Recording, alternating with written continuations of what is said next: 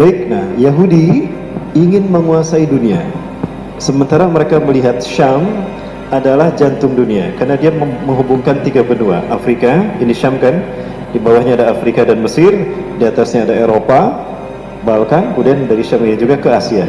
Maka siapa yang menguasai Syam, dia akan menguasai dunia. Maka Israel menguasai Palestina. Nah, kenapa Palestina tidak Suriah? Karena di Palestina terdapat istana raja mereka, Nabi Sulaiman, Masjidil Aqsa.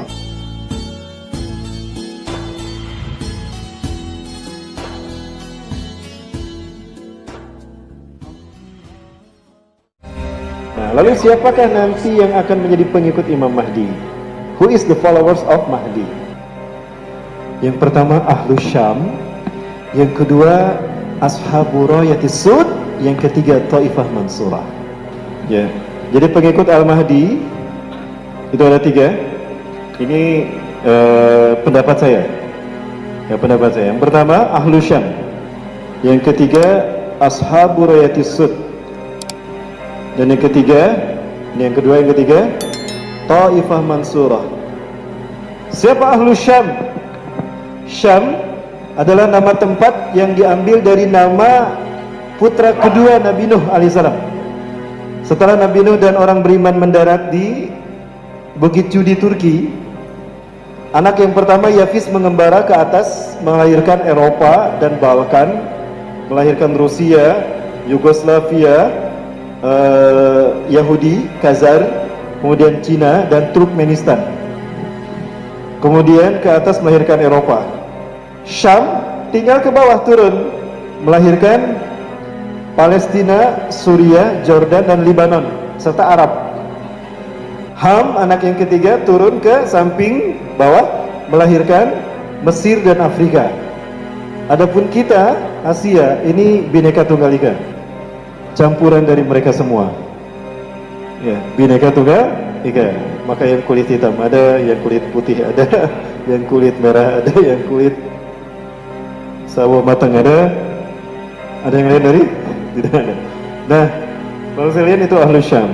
Namun ketika kita berbicara Syam dari sisi kebangkitan Islam, maka tertuju kepada Palestina dan Suriah.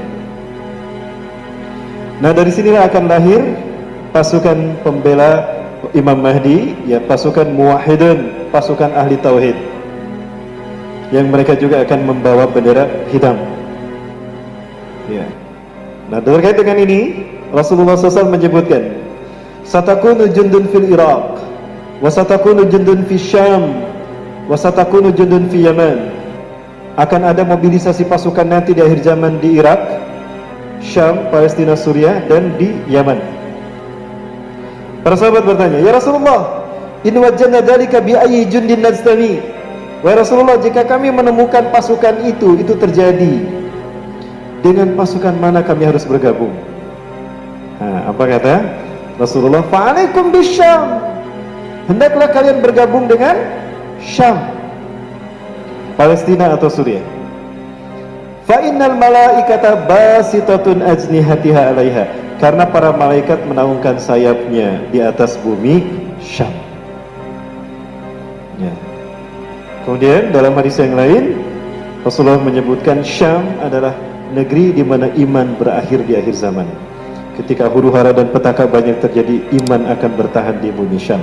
Hum min khiyari ahli al-ard yaumaidin. Mereka adalah sebaik-baik penduduk bumi, ya, penduduk di muka bumi imannya. Jadi iman kita akan bertahan di bumi Syam nanti. Maka mereka yang terbaik adalah mereka yang hijrah ke bumi Syam. Kemudian juga Rasul menyatakan, satakunu hijratun ba'da hijratin, akan terjadi hijrah sesudah hijrah. Wa inna min khiyari ahli al-ard yaumaidin alladina yuhajiruna ila biladi hijrati Ibrahim. Dan sebaik-baik manusia di muka bumi adalah mereka yang hijrah ke bumi hijrahnya Ibrahim. Dicatat dalam sejarah Nabi Ibrahim pernah hijrah dari Ur, Babilonia, Irak, ke Haran. Haran ini adalah Suriah. Nah, dari Haran Rasulullah tinggal kemudian ke Nabi Ibrahim ke Halab. Di Haran ayahnya meninggal usia 250 tahun. Tarikh bin Nakhur, ayah dari Nabi Ibrahim. Lalu tinggal di Halab, Aleppo. Nah, dari Aleppo inilah masuk ke Al-Khalil. Al-Khalil, orang menyebutnya Hebron, Palestina. Nah, jadi bumi hijrah Nabi Ibrahim ini adalah Syam, Palestina dan Suriah. Wilayah itu sekarang menjadi dua. Jadi para muslim yang dirahmati Allah, mereka lah ahlu Syam.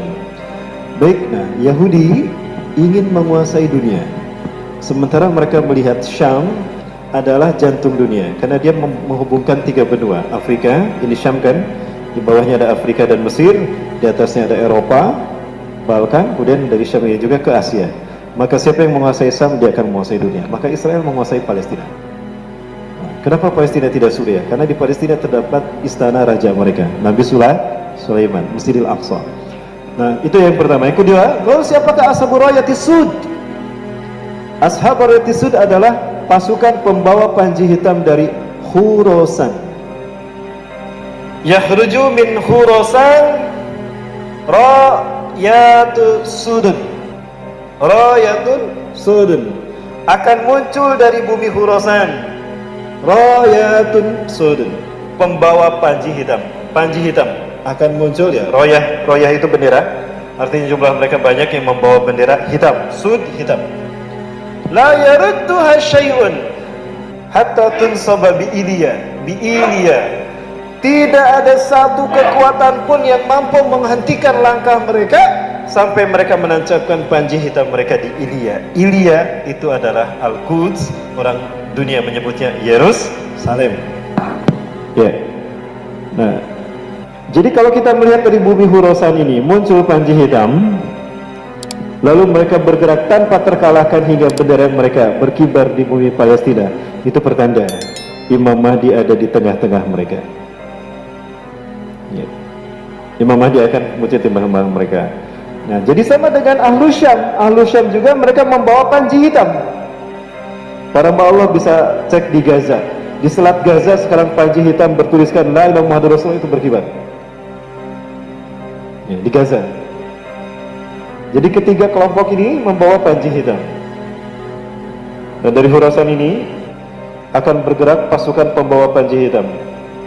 Dan para ahli hadis kontemporer, di antaranya ada Syekh Nabil Ali Wadi, Syekh Muhammad Hasan, Syekh Muhammad bin Abdurrahman Al-Arifi, mereka meyakini kalau Ashabur Rayatis Sud Khurasan ini adalah Afghanistan. Dan Bapak Ibu sudah tahu sekarang, Iwafilah sudah mengetahui bahwa Amerika sekarang sudah mencabut pasukannya total dari Afghanistan. Artinya Afghanistan sekarang sudah mulai kembali ke tangan Taliban, dan Taliban sudah mulai berkuasa kembali di Afghanistan, resmi sebagai penguasa negara Afghanistan.